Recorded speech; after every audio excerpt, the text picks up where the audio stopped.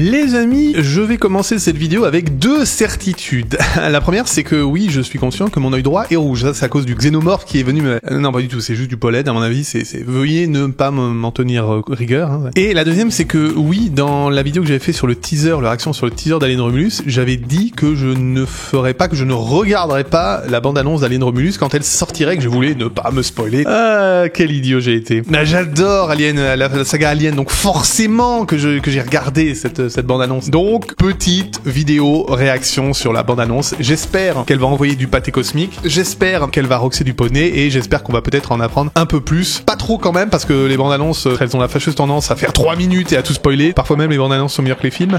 Coucou Prometheus. Enfin bref, c'est parti.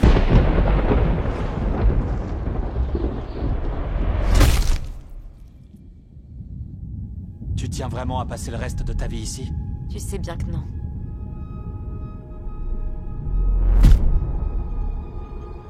Alors c'est notre seule chance de partir.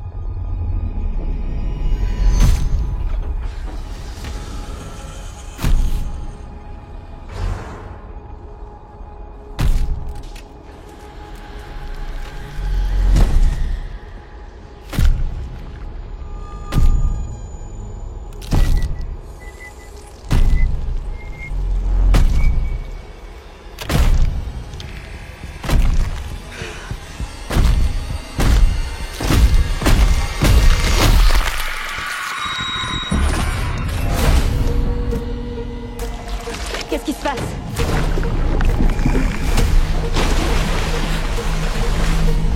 Y'a un truc dans l'eau! Comment ça, un truc dans l'eau? Je sais pas, y'a un truc dans l'eau, putain!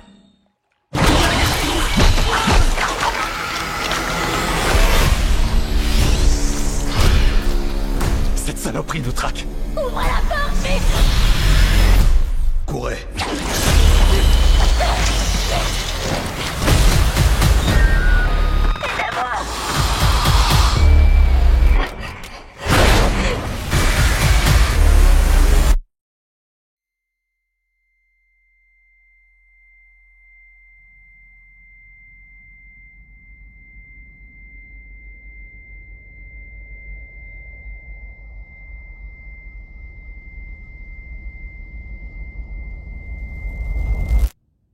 Tu es sûr de vouloir faire ça? Alors oui, effectivement, c'est une bande-annonce et elle nous offre beaucoup plus de choses à nous mettre sous la dent. On va essayer de décortiquer tout ça. Alors déjà, il y a une première chose que je remarque, c'est... Alors, il y a deux choses. La première chose, c'est la bande-annonce s'ouvre sur une structure et... Dès qu'on la voit, on pense tout de suite au réacteur atmosphérique qu'il y a dans Alien 2. Oui, en fait, j'avais mélangé les deux. C'est le réacteur nucléaire apparemment du processeur atmosphérique dans Alien 2 qui était devenu instable et qui va exploser. Je sais pas si c'est le processeur atmosphérique qu'on voit dans Aliens, ce serait quand même curieux que ce soit comme par hasard le même, sauf, et ça franchement ce serait, alors ça a déjà été fait du coup, mais à moins qu'Alvarez nous la fasse à l'envers en mode Rogue One par rapport à Aliens 2, c'est-à-dire qu'en fait on regarde Alien Romulus, machin, tout ça, parce qu'il avait dit que ça se passera entre Alien 1 et Alien 2, mais il avait pas précisé si ça se passe plutôt vers Alien 1 ou plutôt vers Alien 2. Donc si ça se trouve, il va nous la faire à l'envers, il va nous faire un Rogue One-like. À la fin de Alien 2, de Alien Romulus, on se rend compte qu'en fait, on a un plan, je dis n'importe quoi, où t'as une navette qui dérive dans l'espace et t'as Ripley dedans et qui se fait réveiller, machin, tout ça. Et on comprend que Alien Romulus s'est passé quelques jours à peine avant Aliens. Et du coup, ça, ce serait le processeur atmosphérique de Aliens. Peut-être pas, hein. Peut-être que c'est simplement, vu que voilà, c'est des installations qui sont plutôt lambda, il y a des tonnes de bâtiments dans ce genre qui existent, peut-être que c'est un autre processeur ou une autre installation du même type sur LV426 ou peut-être sur une autre planète, hein. Mais en tout cas, ça y ressemble fortement. Et il y a autre chose que j'ai remarqué, c'est que quand la mise au point, parce que la mise au point est assez intéressante, la mise au point est faite d'abord au tout début du plan sur les gouttes qu'il y a sur la vitre et sur les espèces de barreaux, de volets inclinés comme ça. Et après, la mise au point progressivement se fait à l'arrière-plan, complètement à l'arrière-plan, sur le bâtiment gigantesque qui est au fond. Et on voit marqué On, Si, ou je sais pas quoi, Sai, Slay. Alors c'est peut-être parce que j'ai joué à Alien Isolation, mais dans Alien Isolation, si je vous dis Sixon synthétique, ça doit vous parler. Et là, quand on me dit Sixon synthétique et que je regarde ce plan, j'ai vraiment l'impression qu'il y a marqué Sixon synthétique. Je sais pas pas pourquoi. Est-ce qu'il y a un lien, est-ce qu'il y a un rapport? Franchement, je suis curieux. Ou alors est-ce que simplement c'est un nom lambda. Mais le fait qu'on fasse une mise au point sur un bâtiment où en gros on c'est même pas qu'on lit, c'est qu'on devine quelque chose qui y ressemble. Simple clin d'œil ou alors raison plus profonde en mode setup payoff, je sais pas, mais c'est pas mal. Alors après on a une petit dialogue qui introduit quelque part la raison de l'intrigue en fait, mais ça j'en reparlerai un petit peu plus tard. Là pour l'instant on est juste dans l'analyse. Alors on a un plan qui a été repris, qui existait déjà dans le teaser de Alien Romulus, mais là qu'on reprend.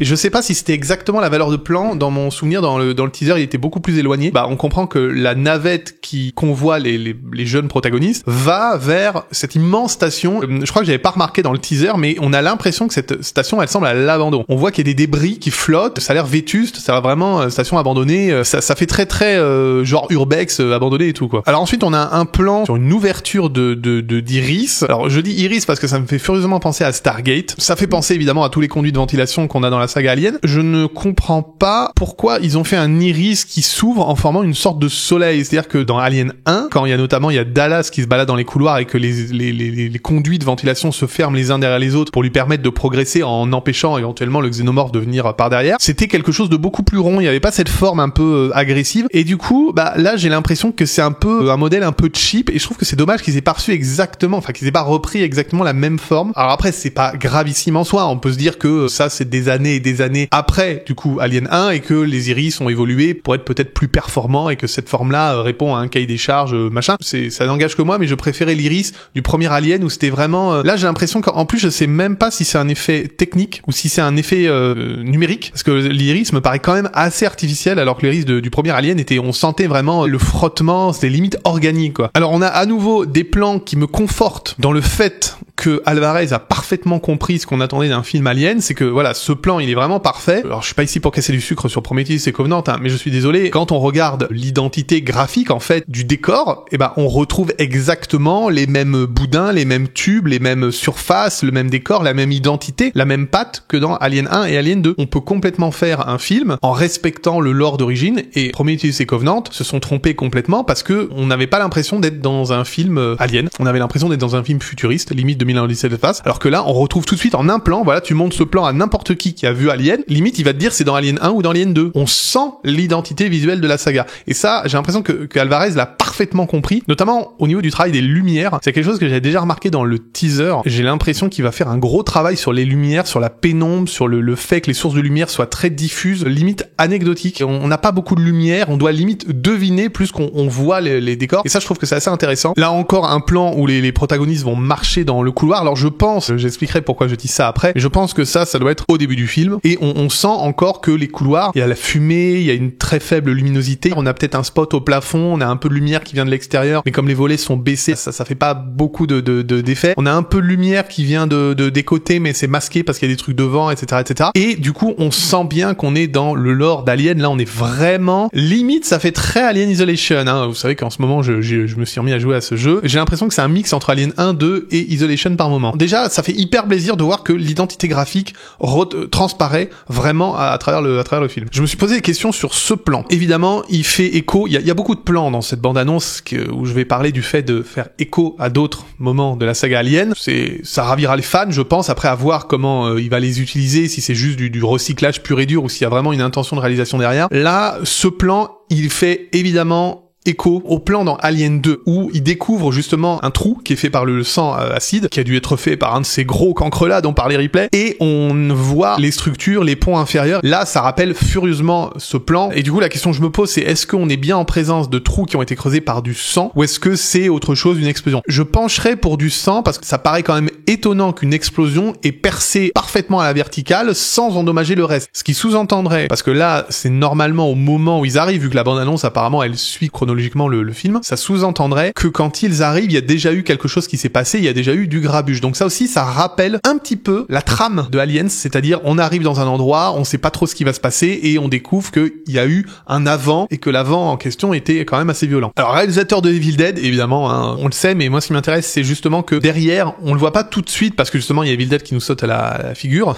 comme un facehugger j'ai envie de dire, mais surtout que tout est en apesanteur derrière. Dans le teaser, il y avait un plan en apesanteur. À ce moment-là, je savais pas si c'était un plan d'illustration ou si c'était un problème technique dans le film et que d'un coup, hop, tout est en apesanteur. Là, vu qu'on est dans un style de plan plutôt contemplatif où il se passe rien, on voit des objets qui passent mais très très lentement. Je pense qu'à un moment donné, il y a des sections de cette monumentale station où il y a plus d'apesanteur. Vu qu'on a vu que le vaisseau ou la base, je sais pas exactement ce que c'est, est laissé un peu à l'abandon, on dirait. Ça m'étonnerait pas qu'il y ait des sections entières où il y a des dysfonctionnements et donc l'apesanteur ne fonctionne plus. Alors, ce plan-là, si il vous parle, c'est la preuve que vous avez vu Alien premier du nom. On a à nouveau le faisceau pas laser, mais en fait la source de, je sais même pas ce que c'était dans Alien 1, c'est une sorte de brume bleue. Et d'ailleurs, je m'étais fait la réflexion dans Alien 1, est-ce que c'est une brume qui est bleutée? Pourquoi pas, mais une brume naturelle? Ou est-ce que le bleu, c'est une machinerie qui projette une lumière bleue? Et étant donné que dans Alien 1, il y a de la brume sur ce vaisseau, ça donne cet aspect de brume bleue. Là, la brume est très très diffuse. Elle est parfaitement homogène. Et dans Alien 1, on voit vraiment des volutes de fumée et on arrive à faire le distinguo entre la fumée et les volutes qui sont mouvants et le côté un peu rayon laser. Donc là, on a à nouveau le bleu pétant de cette technologie. De part et d'autre, on voit qu'on est dans une section du vaisseau apparemment qui a été contaminée par les aliens parce qu'on reconnaît les spores, je sais pas comment on pourrait dire ça, mais on voit que ça a commencé à se répandre. Et la question que je me pose, c'est est-ce qu'on va avoir une explication sur cette fameuse brume bleue ou plutôt cette technologie bleue? Parce que là, le bleu qu'on voit, c'est clairement pas quelque chose d'organique. On voit bien que c'est un faisceau qui vient, la source lumineuse est planquée au fond à droite du décor. Est-ce qu'on va avoir une explication? Est-ce que là, le fait qu'elle soit dans ce vaisseau, est-ce que ça viendrait justement des colons qui avaient là avant, qui ont fait quelque chose? Peut-être qu'ils sont retournés sur le vaisseau sur LV426, sur le vaisseau des ingénieurs, qui auraient retrouvé cette technologie, qui l'auraient importé, qui auraient fait quelque chose et ça aurait mal tourné. Et du coup, ça ferait un lien pour le coup entre Alien 1 et Alien Romulus. Surtout que Alien Romulus se passe après Alien 1 en fait. Ça, je trouve que c'est assez intéressant. Voilà, juste après, ça doit être la continuité. À mon avis, ces deux plans vont être soit collés, soit séparés par peut-être un plan ou deux, mais pas plus. Je pense que c'est lui qui est en train de s'agenouiller et qui se demande, mais qu'est-ce que c'est que ce bazar? Dans quoi je m'embarque là? Et on sait très bien ce qui va se passer. Là, il y avait un plan, j'avais pas fait gaffe la première fois que j'ai vu la bande-annonce parce que c'est très subtil. Et la construction de l'image est assez bien faite. Voilà, ce plan-là. Il est très intelligemment construit parce que quand on regarde le plan pour la première fois, le regard est forcément attiré par, et ça c'est grâce à la composition visuelle du plan, le regard est forcément attiré par les trois silhouettes qui se démarquent, qui sont très très sombres. On est en contre-jour quelque part, qui se démarquent par rapport à toute la luminosité qu'il y a derrière et notre regard est attiré par ça. Apparemment, Alvarez a fait un gros travail sur la luminosité et le côté un peu glauque, un peu oppressant. Ce qui m'a happé la deuxième fois, c'est ce que l'on voit à droite. Je sais pas si c'est des caisses, mais en tout cas, il y a un monticule noir et regardez bien ce qu'il y a au-dessus. Je sais pas si vous avez vu. Alors, peut-être que je surinterprète absolument tout et que c'est simplement le vent qui fait bouger quelque chose, mais j'ai l'impression que au-dessus des caisses, on voit une sorte de patte, une sorte de tentacule et j'ai l'impression que les personnes entrent dans la pièce, qu'elles découvrent ça et que le plan d'après, c'est le plan de leur point de vue où ils vont voir quelque chose par-dessus ces caisses. Encore une fois, c'est qu'une bande-annonce, c'est peut-être complètement faux, je me plante sûrement en beauté, mais je trouve que c'est intéressant, ce plan a l'air très très intéressant. Il est suivi par un autre plan que je trouve très très beau, beaucoup de rouge. On est apparemment dans un bureau, peut-être dans un laboratoire, et je trouve assez beau tout le côté rouge, un peu en mode chambre de développement photographique, où il y a que de la lumière rouge, ça apporte une certaine, vu que le rouge c'est la couleur du sang, du danger, de la violence, mais là le fait que ce soit pas des couleurs rouges, mais que ce soit une lumière rouge avec une teinte absolument rougeâtre de partout, je pense que les moments du film qui vont avoir lieu dans cet environnement vont être assez oppressants. En tout cas, je trouve que c'est très joli la composition de l'image. Du rouge à nouveau au niveau de cette scène-là. Alors au début du rouge et après on a de l'orange. Alors c'est une manière assez originale de faire comprendre qu'il y a un alien, un chestbuster apparemment, qui est à l'intérieur et qui fait toc toc toc. Je voudrais sortir, je me sens un peu à l'étroit. Attention, je vous réserve une surprise à vous couper le souffle. Je trouve que c'est assez intéressant cette technologie et il y a quelque chose à ce moment-là. Alors j'ai mis du temps à le comprendre, mais on le capte pas forcément. C'est que du début jusqu'à ce point-là, on entendait régulièrement des booms. Vous allez vous rendre compte que les booms deviennent de plus en plus rapprochés. Est-ce que ça ne serait pas une métaphore sonore de l'arrivée imminente du danger, soit du prédateur, n'importe quoi, du prédateur, du xénomorphe qui se rapproche et qui fait trembler la terre, un peu en mode Jurassic Park peut-être, avec un verre d'eau qui tremble et limite c'est devenu un mème, ou est-ce que c'est pas le boom que la blague que je viens de faire justement, est-ce que c'est pas l'annonce de l'arrivée imminente du Chestbuster? Et en plus ça se marie bien, on l'entend pas forcément au début, on l'entend mais sans l'entendre, c'est à l'arrière-plan sonore, c'est très très intéressant. Ça a l'air assez mal barré pour elle. Ah, alors ce plan, énormément d'informations, pas non plus exagéré, mais il y a l'explication de Romulus. Là, ils ont pas juste pris Romulus en se disant ah c'est génial, ça fait penser à la mythologie, c'est cool et puis ça sonne bien. Il y a vraiment le symbolisme de la louve qui a récupéré Romulus et Rémus qui ont été abandonnés dans un fleuve, je crois, il me semble, un truc comme ça, qui sont les fondateurs de Rome. Et du coup, on voit également Romulus qui est marqué à gauche. Et on voit d'ailleurs le symbole de la Weyland Yutani Corporation. C'est pas mal du tout. Ah, alors ce plan-là, franchement, ce plan-là, il me fait me poser des questions. On voit clairement que ce sont des facehuggers, hein, voilà, merci, on a compris. Est-ce que ces facehuggers viennent d'eux? Alors oui, forcément, ils viennent d'eux, mais est-ce que les œufs ont été pondus par une reine et ces espèces d'anfractuosités dans les murs, ce sont, je sais pas moi, des conteneurs pour de la nourriture que les aliens auraient creusé pour libérer des places pour les œufs? Ou alors, est-ce que ce sont des conteneurs d'incubation spéciaux qui auraient été mis en place et développés par la Weyland Yutani justement pour accueillir des œufs? Est-ce qu'ils sont pas en train de nous refaire le coup de Alien 4? Si vous vous souvenez, on avait des œufs qui étaient spécialement pondus par la reine et qui étaient disposés là par l'équipage scientifique de l'Auriga, je crois, justement pour faire des expériences. Ça fait un parallèle du coup avec Alien 4 et question, est-ce que c'est voulu ou est-ce que c'est est-ce qu'on se trompe complètement et c'est juste des trous dans le mur? Ça a l'air intéressant et en plus évidemment encore une fois la couleur mais rouge, mais cette fois rouge qui éclaire absolument tout. Il y a même du rouge un peu c'est pas qui est saturé mais que ça devient rouge et après ça devient blanc sur le liseré un peu en LED et tout, mais ça promet d'être intéressant. Donc du coup là ça j'avais pas vu également au premier visionnage, mais on a alors l'héroïne qui est derrière une porte et on a un de ses camarades qui est bloqué de l'autre côté de la porte et apparemment elle a pas l'air de pouvoir l'ouvrir cette porte et du coup l'autre évidemment va se retrouver face à tous ces facehuggers et d'ailleurs il y en a un qui va lui bondir sur le visage, voilà. Ok, alors cette scène là, la première fois que j'ai vu ce plan là, je me suis demandé est-ce que je regarde le trailer de Alien Romulus ou est-ce qu'ils se sont pas plantés dans les rushs et ils m'ont inséré des plans de la version 2024 de la mouche, parce que là on dirait pas du tout des patounes d'Alien, on dirait des patounes d'autre chose. Je ne vois pas du tout ce que ça pourrait être, je ne comprends pas ce que je vois. Alors en fait le truc c'est que c'est pas évident à voir parce que je pense que cette chose que l'on voit, elle vient d'éclore ou elle vient de muer ou je sais pas quoi, donc du coup elle est toute recroquevillée, elle a tous ses membres repliés sur eux-mêmes et du coup c'est pas évident de savoir est-ce qu'on regarde des bras qui sont repliés ou alors des mandibules, on sait pas aussi quelle est la valeur de plan, donc est-ce que c'est quelque chose de gigantesque ou pas, est-ce que ce serait pas une reine? Il y a la possibilité aussi que ce soit une reine étant donné qu'on a vu des œufs et donc des facehuggers, peut-être qu'on a on a aussi l'histoire d'une reine. Alors ça c'est le plan synthétique. Alors je suis désolé, mais cette personne est un synthétique. Déjà parce que personne de sain de corps et d'esprit ne resterait dans un environnement aussi glauque comme ça sans bouger en mode oh c'est joli ici, tiens je vais emménager, c'est pas mal, et puis là je mettrai un petit géranium. Mais surtout la position de son bras gauche n'est absolument pas naturelle, c'est clairement un synthétique. Alors est-ce qu'il est du côté de l'héroïne ou pas? Je sais pas, d'autant plus que là l'héroïne elle porte, je pense qu'on doit être dans la deuxième moitié du film où elle a une arme avec elle, donc elle a déjà dû en chier et ça tout est parti en sucette, et du coup là je me demande ce que le synthétique va bien pouvoir lui faire ou quoi que ce soit. Alors après attention, c'est une bande-annonce et la magie des bandes-annonces parfois c'est de prendre un plan et lui donner une intention qui n'est pas celle en fait initialement prévue dans le film, et si ça se trouve là ça pourrait être tout à fait un plan où elle est accompagnée du droïde, le droïde l'aide à faire quelque chose et là elle regarde et le droïde d'un coup lui dit vous devriez regarder par là, c'est assez édifiant, je dis n'importe quoi, et là elle se retourne et elle l'éclaire. C'est peut-être juste ça hein, et ils ont pris ce plan et ils nous donnent l'impression ah mon dieu un synthétique et tout, donc méfiance, peut-être que ce plan, peut-être que c'est un pétard mouillé, mais en tout cas la composition est pas mal, le fait que d'un coup on voit tout est noir et d'un coup paf un truc qui nous fait un mini jumpscare, je trouve que c'est assez intéressant. Ok, donc là on a un plan où apparemment on a l'héroïne et une victime du xénomorphe, sauf si miracle au dernier moment, mais elles sont de chaque côté d'une grosse porte qui fait penser d'ailleurs à la porte qu'il y avait dans la scène où elle était de l'autre côté où il y avait l'eau. C'est peut-être d'ailleurs dans la même scène. Derrière, il y a Papa Xeno qui arrive et ça a l'air assez mal parti pour elle. C'est une question aussi que je me pose. Combien va-t-il y avoir de victimes? Est-ce que comme dans la grande tradition des films aliens, on va avoir juste 1 ou 2 survivants éventuels? Ou est-ce qu'ils vont nous le refaire à la Rogue One en faisant mourir tout le monde pour expliquer en fait qu'elle faisait partie d'un groupe de colons qui n'a pas survécu et introduire les éléments de Alien 2. S'ils font ça, ce serait couillu de la faire mourir, ça c'est clair. On l'a déjà vu dans Rogue One. Mais ce serait couillu par rapport à la saga Alien, parce que dans la saga Alien,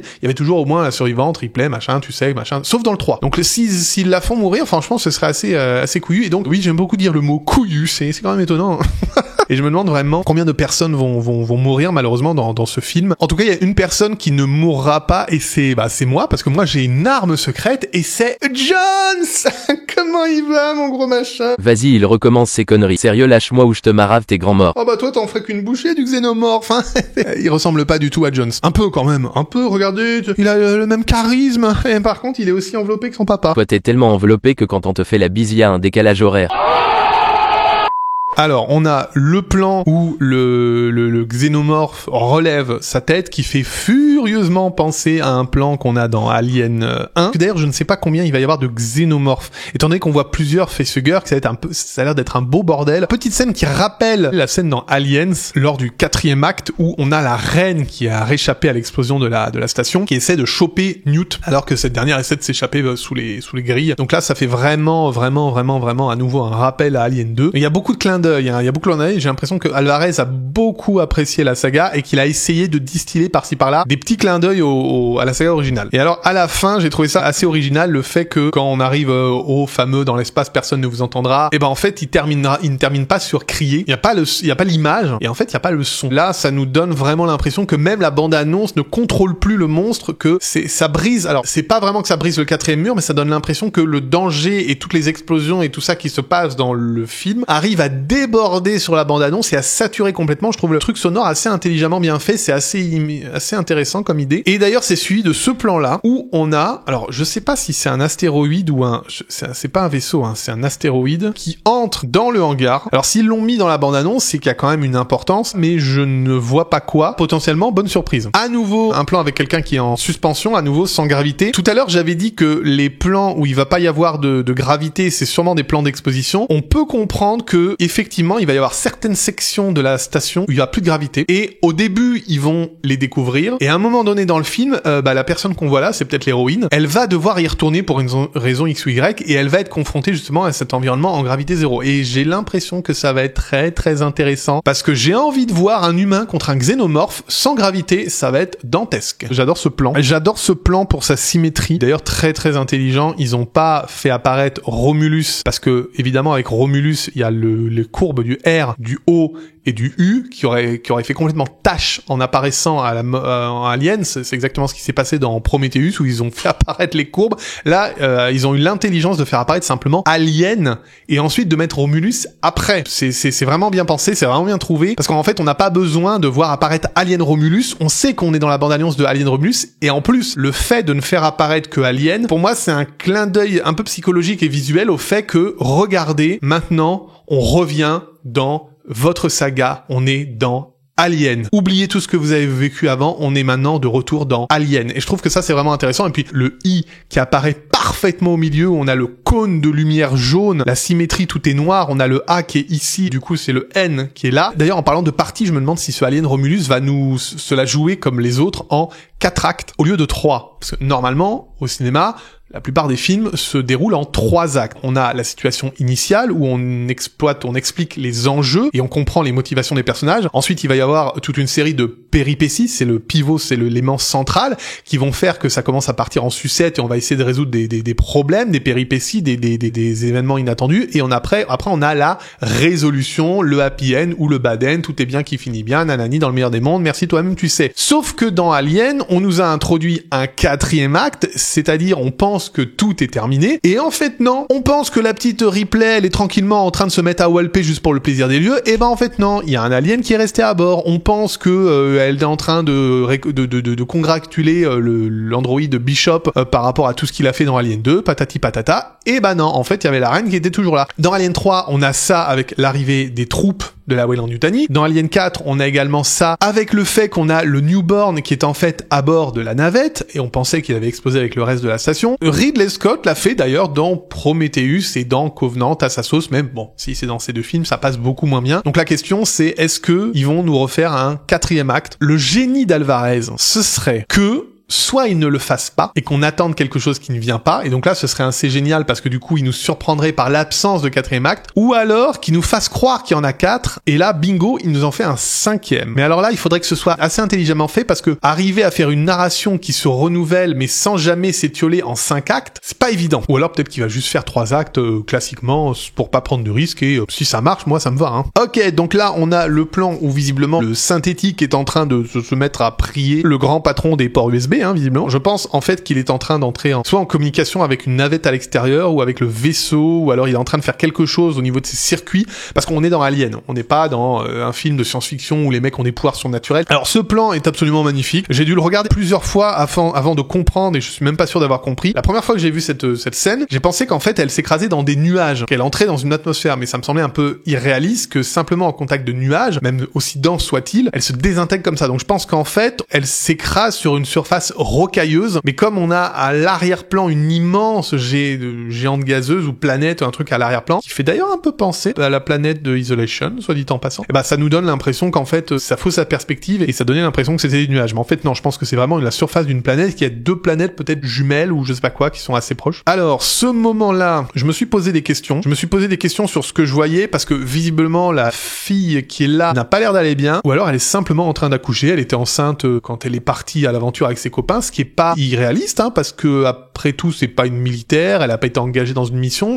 on va en parler plus tard, mais donc c'est pas irréaliste qu'elle était enceinte, donc peut-être que c'est simplement un accouchement et que là on est au tout début du film, je sais pas, on verra, mais en tout cas j'ai hâte de voir ce que c'est, et si c'est pas un accouchement, enfin humain, je me demande dans quel ordre ça s'inscrit dans l'histoire. Alors ce plan-là, je me demande ce qu'elle est en train d'affronter. Elle est visiblement derrière un grillage. Est-ce qu'ils nous la refont parce qu'il y a une paroi sur la gauche et sur la droite, j'ai l'impression. La lumière a l'air de venir vraiment à pic. Est-ce qu'ils nous la refont cage d'ascenseur comme dans Aliens? Ah, ça y est, ok, je viens c'est bon. La bestiole est à l'envers. C'est un xénomorphe à l'envers parce que quand elle tire, on voit, ça éclaire en fait la bestiole et on voit que la gueule du xénomorphe est retournée. À mon avis, il doit descendre au contraire du plafond, d'essayer de la choper comme ça. C'est pour ça qu'on comprenait pas ce qu'on était en train de voir. Ok, ça marche. Ok, alors ça m'a fait bugger mais complètement. Je comprenais pas ce que je voyais. Mais entre ça et le coup de la créature de tout à l'heure, si ça se trouve en fait ça va être une reine. Et en fait, si on regarde de plus près, au tout début, la première seconde que j'ai vu le plan, j'ai pensé que c'était une décoration ou des gravures, enfin pas des gravures mais des cicatrices, enfin quelque chose qui faisait partie de la tête du xénomorphe. Et en fait, si c'est un xénomorphe, je me suis dit mais non, c'est simplement ses mains. Et du coup, ça veut dire que le xénomorphe est recroquevillé comme ça, ce qui pourrait sous-entendre que là, on nous montre en fait la mue d'un xénomorphe. L'étape que on ne voyait pas dans les films, mais qu'on nous sous-entendait dans le 1 où on voit la deuxième victime du xénomorphe qui trouve la mue, et également dans Alien 3 où on voit un des prisonniers qui pareil qui trouve la mue du xénomorphe et qui se fait d'ailleurs happer par la ventilation juste après. Oui, sauf que le ventilo n'aspirait pas, il soufflait.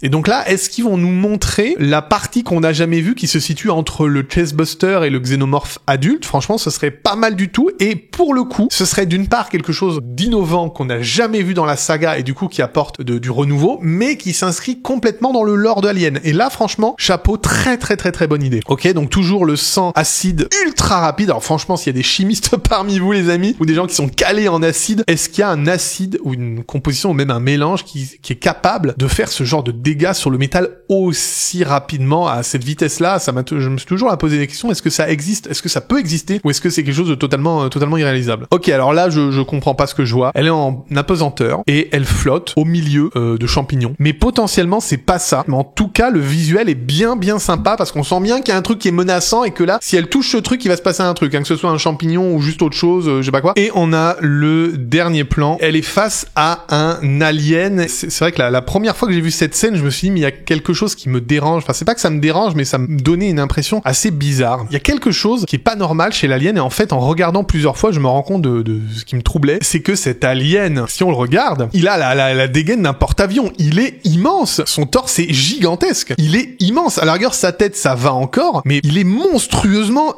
fat. Il est balèze, quoi. C'est un catcheur, le truc. Ça a pas l'air d'être une reine. Du coup, est-ce que c'est genre un super prétorien? Il a l'air vénère. Si c'est lui l'ennemi du truc, truc. Il y a de quoi crier effectivement dans l'espace. Hein. Maintenant les amis, du coup on a un petit peu analysé plan par plan. On va se pencher un petit peu sur ce qu'on peut savoir, un peu ce qu'on peut deviner de l'intrigue. C'est-à-dire que au niveau des premiers plans, on a notamment un dialogue entre, alors je sais pas qui est visiblement l'héroïne, où la personne lui demande si elle veut rester là toute sa vie et que c'est quelque chose qui est la seule chose. Pardon, je recommence.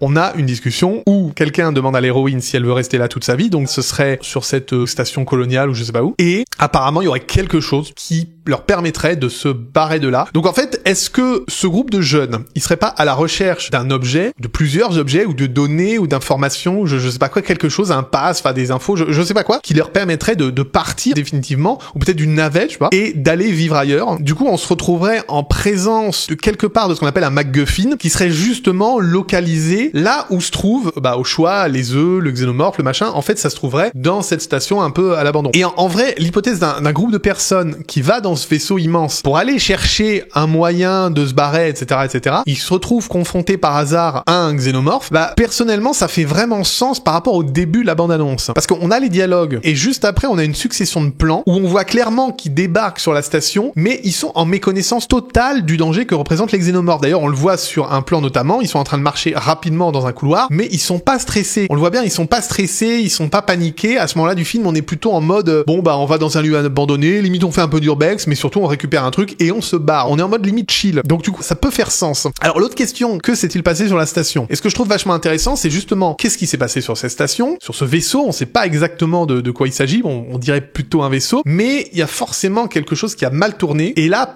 personnellement, ça me rappelle fortement le développement scénaristique du deuxième film Alien. C'est-à-dire le moment où Ripley et les Marines se rendent sur LV-426 sans savoir ce qu'ils vont y rencontrer et en pensant qu'ils étaient juste partis en mission de reconnaissance et que ça va être une mission de routine en fait. Hein. Bon, sauf Ripley évidemment parce que elle se doutait bien qu'ils allaient pas trouver les colons en train de se taper un petit Scrabble avec les xénomorphes. Hein. Et hop, xénomorphe. Lettre compte double, mot compte triple. Eh oui mon petit lézard, c'est ta faute, t'avais pas qu'à t'appeler comme ça. Du coup, pour en revenir à Alien Romulus, on peut se poser la question sur l'arrivée de l'alien sur la station. Est-ce que c'était un accident? Est-ce que ils ont croisé la route de quelque chose qui vient d'LV-426, machin, tout ça? Ou est-ce que la compagnie Weyland-Yutani a de nouveau une part de responsabilité dans l'intrigue? Vu la porte avec la louve et tout ça, on peut se le dire. Donc, qu'est-ce qui se passe là-bas? J'ai hâte de le savoir. Et au niveau des lieux de l'intrigue, justement, dans la bande-annonce, on voit le nom Romulus. On voit la représentation de la louve, qui, voilà, Romulus, Rémus, les fondateurs de Rome, etc., etc. Est-ce que Romulus, c'est le nom d'un vaisseau, d'une colonie ou d'une base? Une autre question que je me pose, c'est, et qui fait écho au choix d'avoir le symbolisme de Romulus, de Rémus et de la louve, c'est l'âge des protagonistes. Parce que quand on sait que Romulus et Rémus, dans la mythologie romaine, ils ont comme dieu le père. Non, ils ont comme père le dieu Mars, et que Mars, c'est le dieu de la guerre, mais c'est aussi quelque part un symbole de la jeunesse. Il est représentatif de la jeunesse, si je dis pas de bêtises. Est-ce que ce serait pas un parallèle avec le fait d'avoir des protagonistes qui sont relativement jeunes? Ou est-ce que c'est moi qui ai tendance à surinterpréter absolument chaque image que je vois? Alors, il y a également autre chose à propos de ces noms, c'est au niveau du titre du film, et là, je reviens sur le plan où on voit la louve. On voit le nom Romulus écrit sur une porte. Mais autant ça peut être le nom d'un vaisseau, autant on pourrait se dire que Romulus, en fait, c'est simplement une section du vaisseau. Parce qu'on voit Lab juste à gauche, la section Romulus du coup. Et dans cette section, c'est là que tout aurait dérapé. Et ce serait le point de départ de l'intrigue. D'ailleurs, comme je disais, on voit Lab décrit sur la porte. Est-ce que Romulus, ce serait pas le nom d'une section scientifique, d'un laboratoire où ils auraient mené des recherches sur les xénomorphes, d'où Alien Romulus? Du coup, pour conclure, est-ce que je suis content d'avoir vu cette bande-annonce? Oui, en vrai, parce que elle ne nous donne pas trop de pistes, contrairement à certaines bandes-annonces qui vont tout expliquer, et limite, t'as vu le film en voyant la bande-annonce. Là, on sait juste qu'apparemment, il y a un groupe de jeunes qui, visiblement, vivent là depuis longtemps, mais ils ont envie de se barrer parce que ça a pas l'air d'être la joie, et pour ça, ils ont besoin de quelque chose, et c'est ce quelque chose qui va les entraîner vers la catastrophe. Pour moi, cette bande-annonce, elle me rassure un peu. C'est-à-dire que, quand j'ai vu le teaser, le trailer, et quand j'ai entendu parler du fait que dans Alien Romulus, ce serait des jeunes, il y a une partie de moi qui s'est dit aïe, ils vont balancer des jeunes et ça va être un teenage movie en mode Scary Movie, Scream, machin, où t'as un gros méchant pas beau qui se met à buter des jeunes. En fait, quand j'ai su que c'était Alvarez qui allait s'occuper de la réal et tout, que j'ai vu les premières images, je me suis dit non, il sait faire les choses, le bonhomme, mais je me demandais comment ils vont inclure le fait qu'on suive des personnes aussi jeunes. Et là, en fait, le fait de se dire que ce sont des jeunes qui ont envie de se barrer parce que l'environnement de vie leur plaît pas, ça fait complètement sens. Et du coup, ça explique totalement pourquoi ils vont se se retrouver désemparés, parce que à l'origine le film ça devait être bon on va chercher je sais pas une carte magnétique au fin fond d'une usine abandonnée, voilà je l'ai trouvé, ça permet de déverrouiller un carreau et on se barre, voilà. Et en vrai c'est valable, ça tient la route, hein. Et du coup évidemment le Xénomorph va s'inviter à la fête et il va tous les bouffer. Voilà les amis, c'est la fin de cette petite vidéo réaction sur le teaser, c'est pas du tout un teaser, la bande-annonce d'Alien Romulus. En tout cas s'il y a une autre bande-annonce, cette fois je ne la regarderai pas. Évidemment je dis ça, et s'il y a une deuxième bande-annonce, ça va donner une autre vidéo réaction, vous pouvez en être sûr. J'espère que la vidéo vous a plu les amis, n'hésitez pas à me dire si vous avez remarqué d'autres petites choses dans la bande-annonce qui m'auraient échappé, c'est très certainement le cas, hein, parce que même si j'ai regardé image par image, il y a forcément des choses que je n'ai pas vues. Je vous dis à bientôt pour la prochaine vidéo, et surtout n'oubliez pas, sur YouTube, même si personne ne vous entendra vous abonner à la chaîne du Coin du Curieux, c'est pas une raison pour pas le faire, bande de petits voyous. Portez-vous bien, on se revoit la semaine prochaine. Ciao ciao.